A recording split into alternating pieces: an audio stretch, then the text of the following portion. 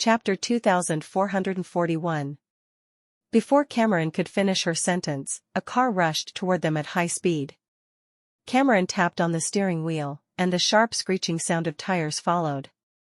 Daisy grabbed onto the seatbelt and protected her belly while keeping her eyes tightly shut. They couldn't avoid the car and bumped into the car in front of them. That immediately caused a chain accident. Cameron ignored her own pain and stretched her hand toward Daisy. "Daisy, are you all right?" She turned to look at Daisy in the passenger's seat. She was shaking, and her face was pale because she was shocked. I'm fine, but my belly hurts." Cameron saw blood running down her legs, so she immediately unbuckled her belt and got out of the car. She grabbed the driver who came down to take a look. "Please drive us to the hospital. My friend is injured." Cameron pulled Daisy out of the car and saw the blood running down her legs. The kind driver immediately drove them to the nearest hospital. Waylon was halfway through a meeting in the meeting room when his phone vibrated. He picked it up and saw that Cameron was calling. "I'm sorry, I need to take this." Waylon got up, patted Leonardo's shoulder, and walked out. Leonardo took over the meeting.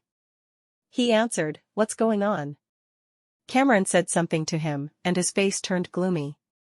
"Send the address to me, I'll get there immediately." Cameron paced the corridor anxiously. The smell of sanitizer in the hospital made her even more anxious, but soon after, Knowles, Maisie, and Nolan got there. Maisie rushed toward Cameron. "Where's Daisy? How is she?" "She's still inside." She sounded tired because she was feeling guilty and blamed herself because she was the reason they were in an accident. Knowles looked sullen. "What happened?" Cameron looked down. "I don't know. I was just driving when a car suddenly rushed toward us.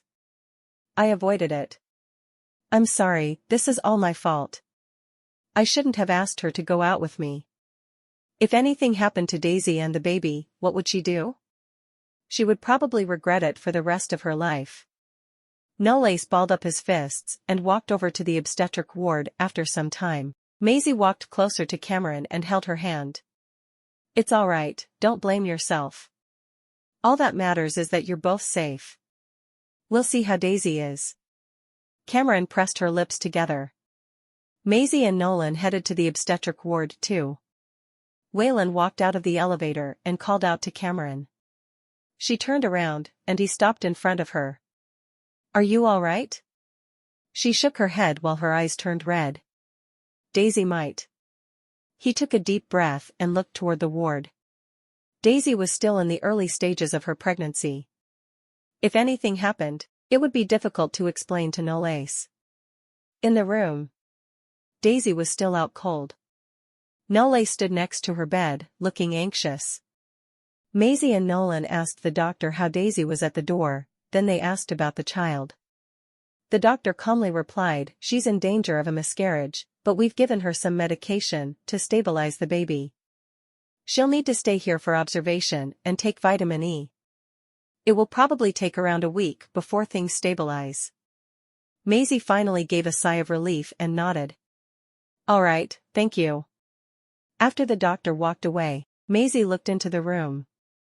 To a pregnant mother, a miscarriage would be devastating, so she hoped that her child would never have to go through that. Chapter 2442. Nolan pulled Maisie into his arms. "All right, Daisy is safe now, so there's no need to worry." Waylon and Cameron walked over. "Dad, Mom." Maisie got out of Nolan's embrace, wiped her tears, and smiled. "Your sister and nephew are all right." Waylon smiled too. "That's great." Cameron looked toward the ward. Even though they were both safe, she was still burdened. Daisy woke up at 1 p.m. and saw Knowles dozing off next to her bed. She raised her hand and touched his face. Knowles slowly opened his eyes, looked into her, and held her hand that was on his face. "You're awake." She beamed. Knowles kissed her fingers. "You don't know how worried I am." Daisy turned to face him and chuckled. "I'm fine." "You're laughing?" Knowles gently knocked her head and leaned in closer. I would go crazy if anything happened to you. Daisy laughed, but suddenly recalled something and immediately sat up straight before touching her belly. What about the baby? He smiled and patted her head. Don't worry. Our baby is still fine. She held his hand and said in a serious tone, You can't blame Cameron. It's not her fault. Knowles looked at her and asked, This is what you're worried about? Of course. If Cameron didn't swerve, we might not have only ended up with minor injuries. If you blamed Cameron for this, I would feel terrible. Knowles tilted his head and couldn't help but smile after seeing how serious she was. Daisy leaned close to his face. Why are you smiling? Knowles broke into a laugh. Daisy shoved him. Why are you laughing? Knowles held out his arm, hugged her, and brushed his lips against his cheeks. You're so silly. She lay down on his lap and smiled proudly. Silly people are happier. He held up her hair and kissed it. I guess I have to deal with having a silly wife for the rest of my life, then. Daisy smiled widely. The following day, Cameron and Waylon went to the traffic police to look into the footage from the previous night. In the recording, a car was following them. At the junction, that car suddenly drove next to them and rushed toward them. Since there were cars on either side, Cameron couldn't avoid the car, so she had to swerve and crash into the car in front of him on the left. Cameron watched the footage and understood something. Waylon turned to ask the officer, How was it dealt with? The traffic police officer replied, The driver wasn't drunk driving, and we can't dismiss the possibility that the car had problems. We suspect that the driver might be high on drugs, so the person is still being detained for questioning. Waylon and Cameron then went to the police station and met the driver, who was in the interrogation room and kept claiming that he wasn't under the influence. The car malfunctioned. The officer questioning him raised his brows. Your car is being inspected, and we didn't find any problems with it. The driver clenched his jaw. It malfunctioned. My brakes didn't work. Why would I put my life at stake? The officers looked at each other because they couldn't find fault in the statement. There weren't any signs of substances in his blood work either. The officers walked out of the room and bumped into Waylon, who looked toward the window. Can I speak to him? It'll just take 10 minutes. Chapter 2443. The officer hesitated before nodding in approval. Waylon walked into the room, pulled out a chair, and sat down. The man had his head low as beads of sweat formed on his forehead. He looked at him for a moment. I heard your car malfunctioned, and that was why it was out of control, right? The man carefully looked up. Yes. Waylon squinted. Are you sure? The man was anxious. I told you it was a malfunction. Why do you think I would put my life at risk? Waylon calmly took out his phone, opened the footage of the accident, and placed the phone in front of him. He watched it while his eyes darted around. What is this?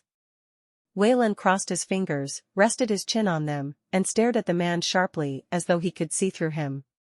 What if you knew you wouldn't be in danger? The man balled up his hands that were resting on his thighs as chills ran down his spine. Waylon placed his hands on the table and leaned forward.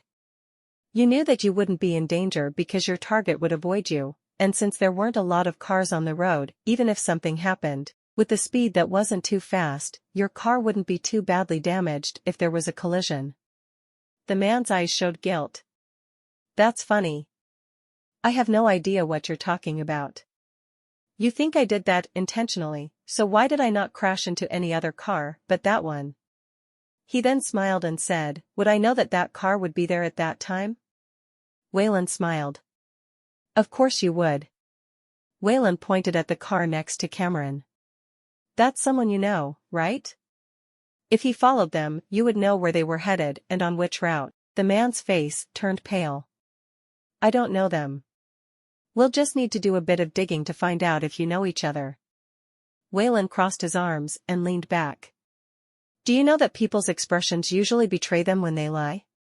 Waylon's eyes were sharp like a knife. The man didn't dare look at him, and his sweat soaked his hair. He started shaking. Waylon kept his eyes on him. Do you know the consequences of intentionally causing an accident? The man clenched his jaw. I didn't cause an accident. You don't have evidence. You want evidence? The man fell silent. Waylon slowly stood up. It's fine if you don't want to talk, but let me remind you. If I find evidence, you're not going to get out of this easily. Waylon walked out of the room after that. Cameron was waiting in the corridor. When Waylon showed up, she walked over. How did it go? Waylon put his hands in his pockets and smiled. He did it intentionally. What? Cameron frowned. So, it wasn't a malfunction? Waylon looked around and hugged her by her shoulders as he escorted her out of the police station. When they got to the car, Cameron turned around. I asked you a question. Waylon placed his hand on the door handle and leaned in. It's not the best place to talk. Get in. Cameron paused, then pushed him away. Should have said that. She opened the door and got in. At the hospital. Waylon and Cameron walked to the room and opened the door. They saw Knowles handing Daisy some medication. It's so bitter. Chapter 2444. You have to take your medicine. But it's so bitter. Knowles smiled. You want me to feed you? Ahem. Waylon interrupted and smiled. Don't mind us watching? Daisy was surprised and awkwardly hid in Knowles' arms. Waylon. Waylon smiled. We could leave. Knowles looked at them and asked, Why are you here? Cameron walked to the bed. We went to take a look at the video footage. Daisy looked up at them. Of the accident? Cameron nodded. It was intentional. Daisy paused for a second, then lowered her head. But I'm glad you're fine. Daisy held her hand and smiled.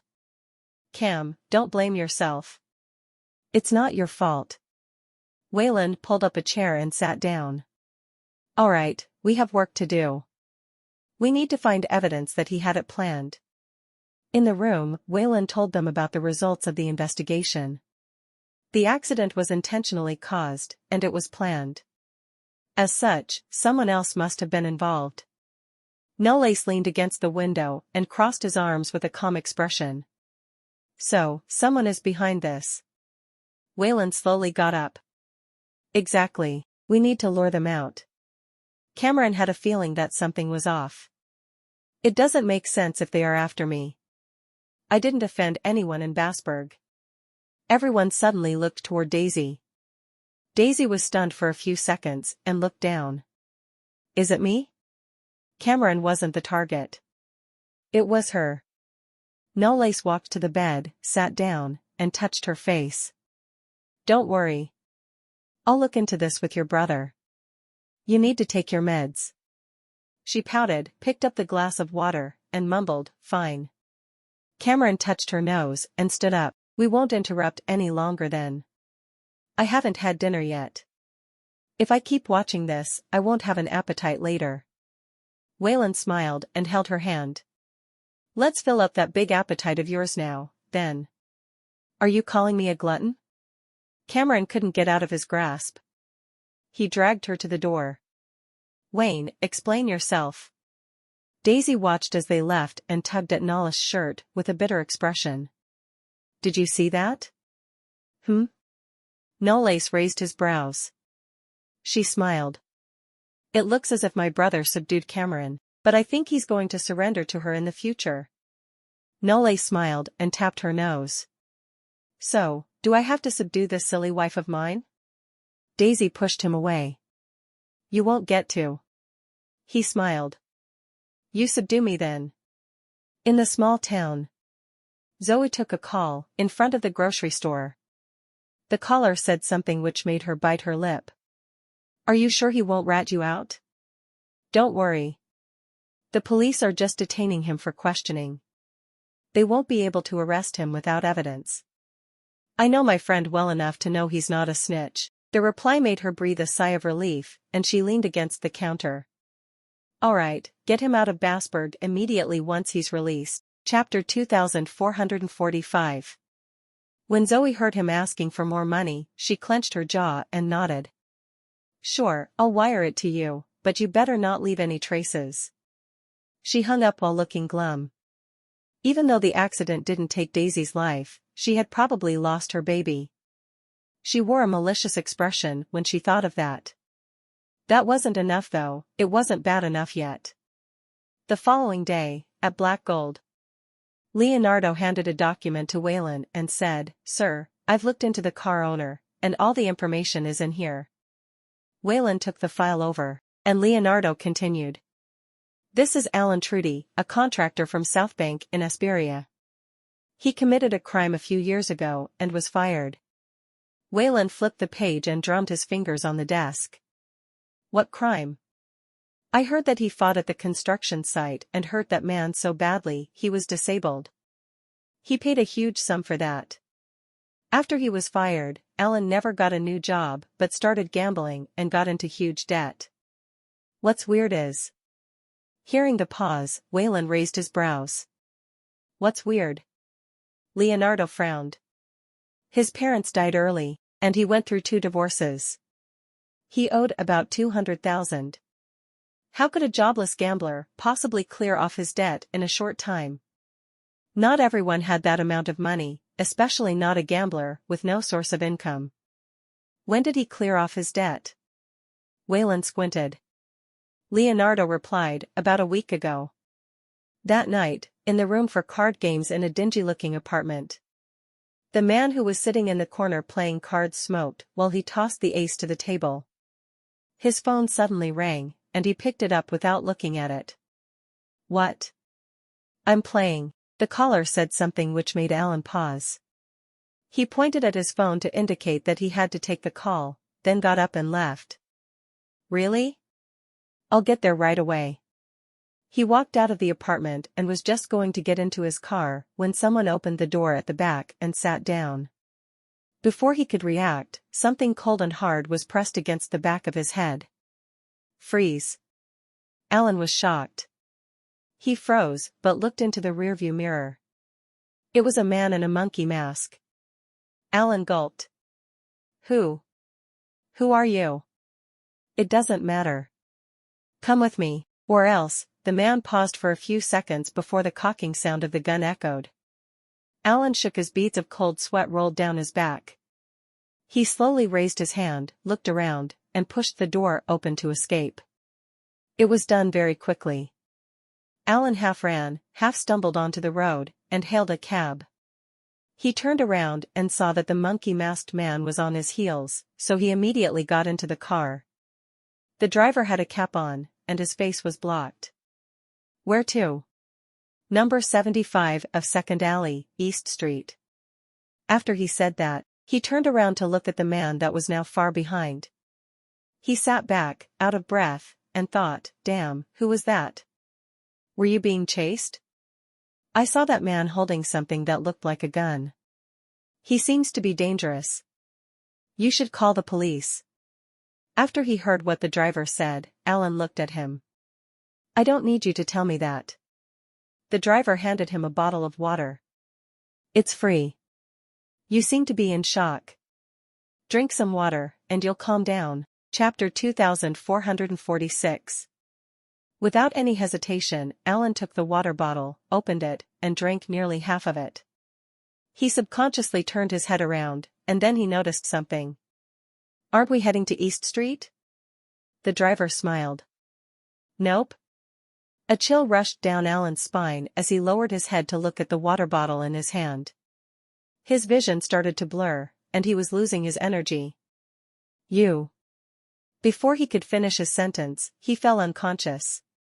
By the time Alan woke up again, he was stung by the strong light and squinted. He turned his head sideways and could vaguely see 2 people standing in front of him. Cameron took the flashlight away and said, finally. Alan looked at the 2 people in front of him.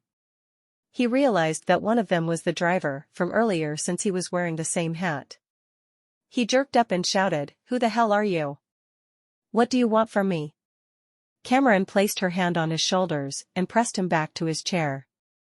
Calm down. We just want to talk to you. Alan was stunned. Talk to me?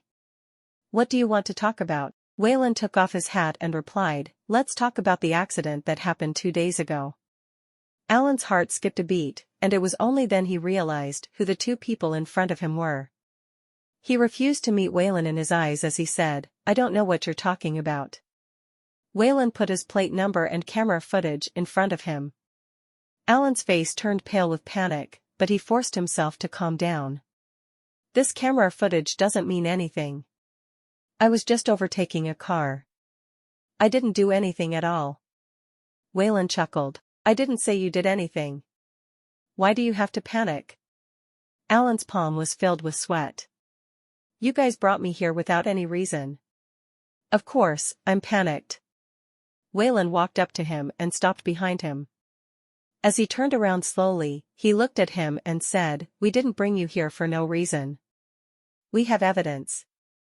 What evidence? Alan's face turned pale. Waylon leaned closer and said, the one in custody now is your friend, right? According to his statement, you were the reason he knew the route accurately. That's bullshit. I don't know. You don't know what?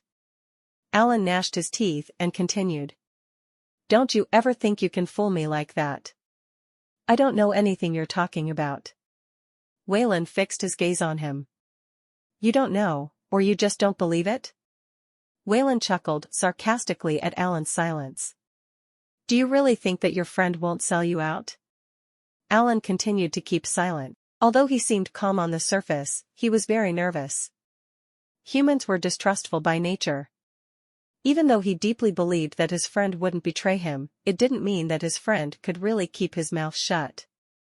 When people had to make a choice between their own benefits and their friends, most of them would pick the former. Waylon turned around and walked to his front, his body blocking the light in front of Alan. Do you think that he will be released as long as the police can't get any evidence?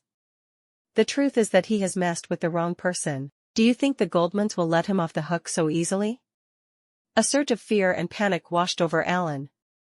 Even if he was not the main proprietor for the accident and did not have to bear any criminal responsibility after his friend sold him out, he would be in big trouble since the Goldmans wouldn't let him go so easily if they knew that he was part of the plan. He took a deep breath and asked, what do you want? A smile appeared at the corner of Waylon's lips as he said, the Goldmans said that if you can give them the mastermind behind the accident, they'll wipe the slate clean. It was only then Alan knew that the Goldmans sent them. Chapter 2447. After contemplating for a while, Alan set his jaw tightly and told them that Zoe was the mastermind behind the accident. Cameron placed her hand on her chin and said, oh, that actress who's being hunted right now?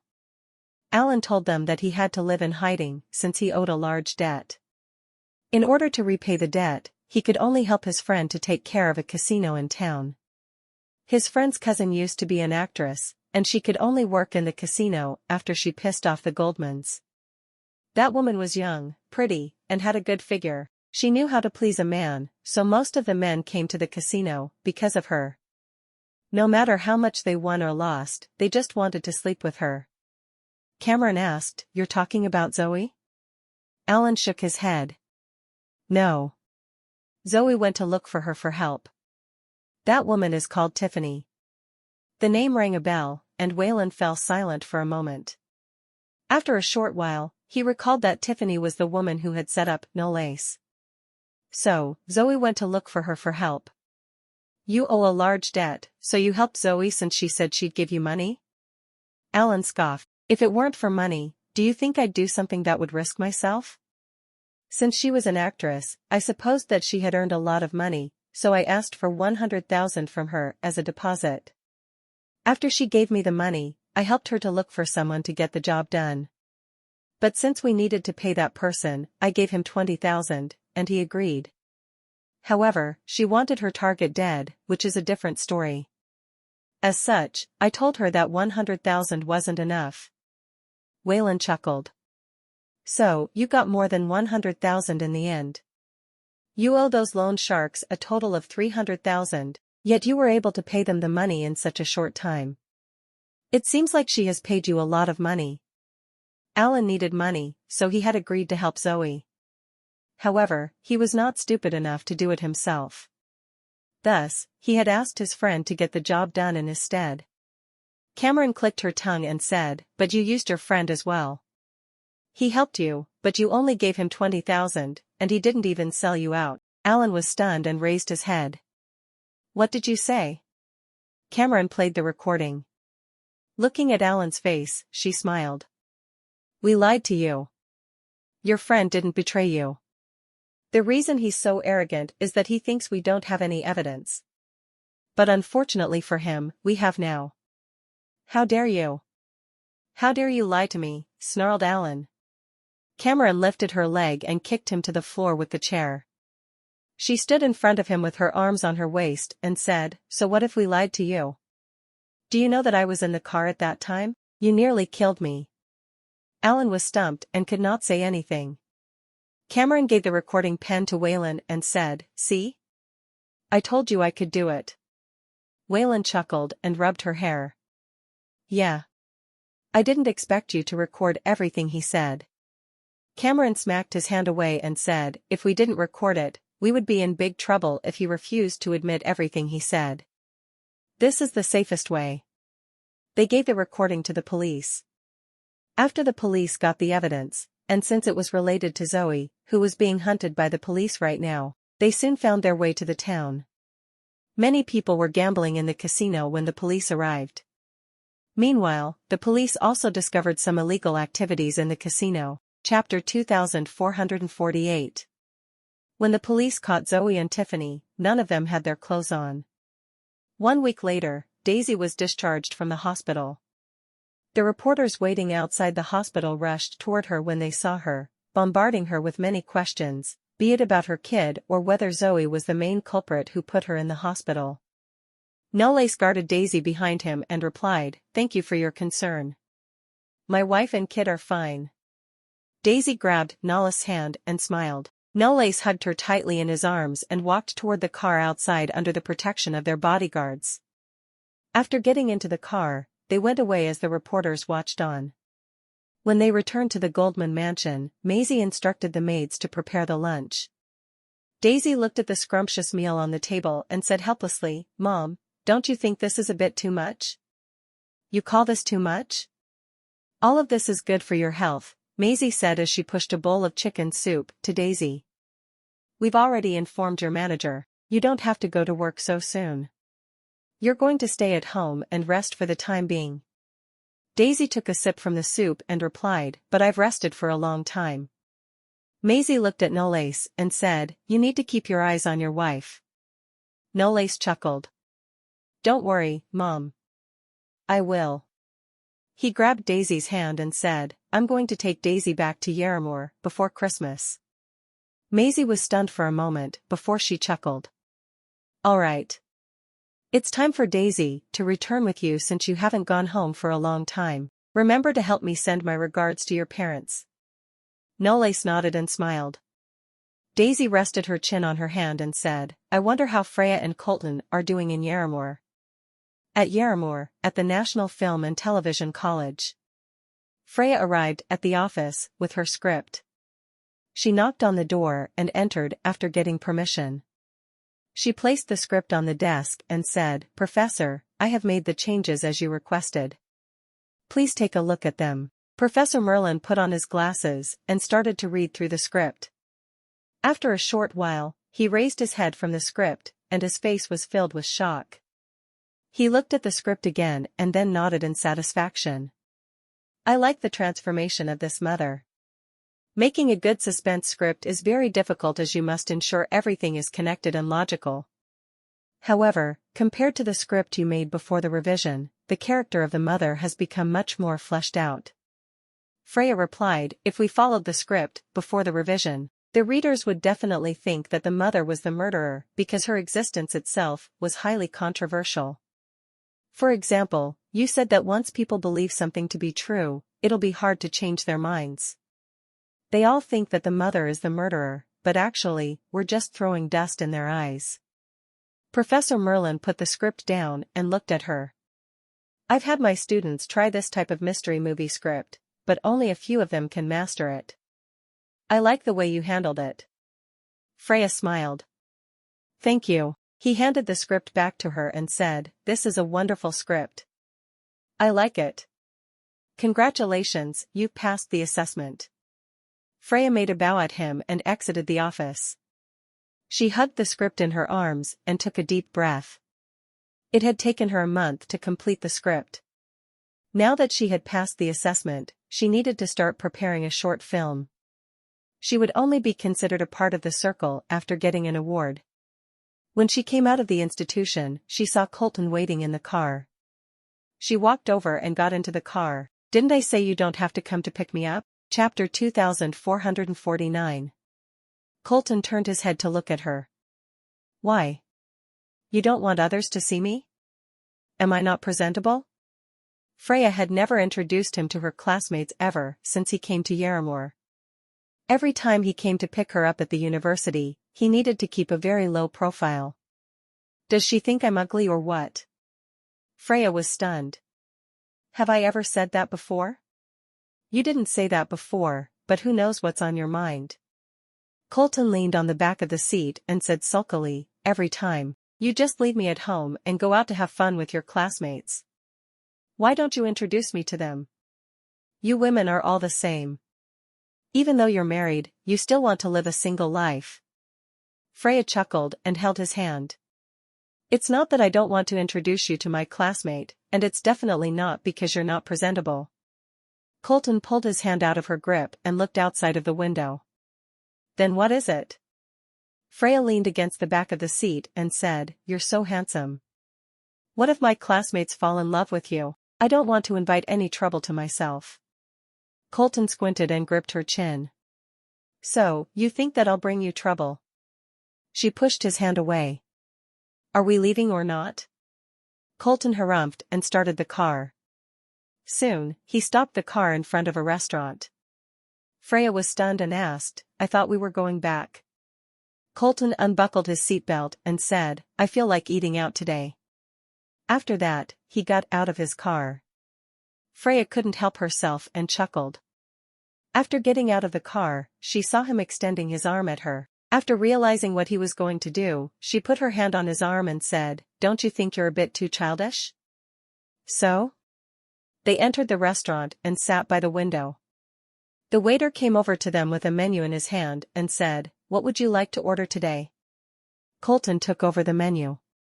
He lifted his eyelids to look at the person in front of him and ordered a few dishes.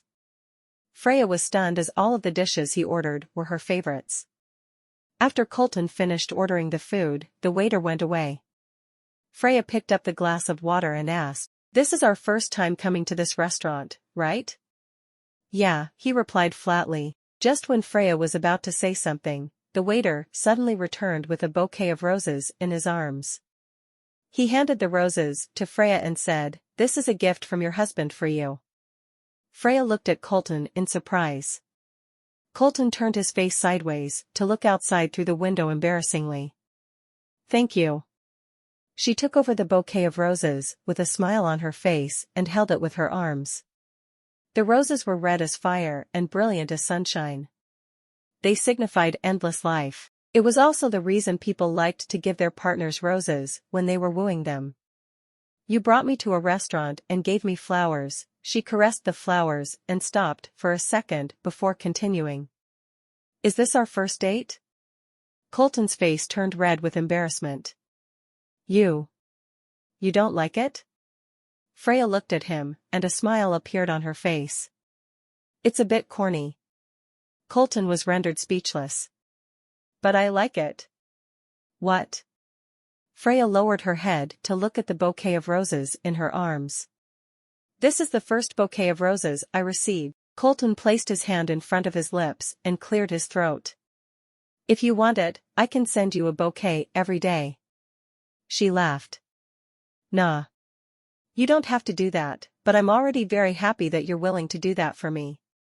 Colton did not say anything. No one could tell what he was thinking right now. Freya. Freya lifted her head to see two of her classmates coming toward her. They were Leia and Shannon. What a coincidence. I didn't know you were here. After Shannon finished speaking, she looked at Colton. And this is? Just when Freya was about to say something, Colton smiled and said, I'm her husband. Chapter 2450. Leia and Shannon were stunned. You're married? Freya smiled but did not say anything. Leia and Shannon sat down. They were shocked to find out that Freya was married. Oh my gosh. We didn't know that you were married. When did it happen? Freya looked at Colton. Colton picked up a cup of water and took a sip. We just married this year. No wonder we didn't know about it. Leia chuckled and continued. You didn't get married secretly, did you? Freya replied embarrassingly. Nope. Suddenly, Shannon turned to Colton and asked, You're from Zlokovia, right? What do you work for a living? Just some small business, he replied flatly. Freya looked at him speechlessly. Yeah, just some small business. It's so small that you can see his company logo everywhere. Is it your own business? Well, you can put it that way, replied Colton. Shannon rested her chin on her hand and smiled. I see.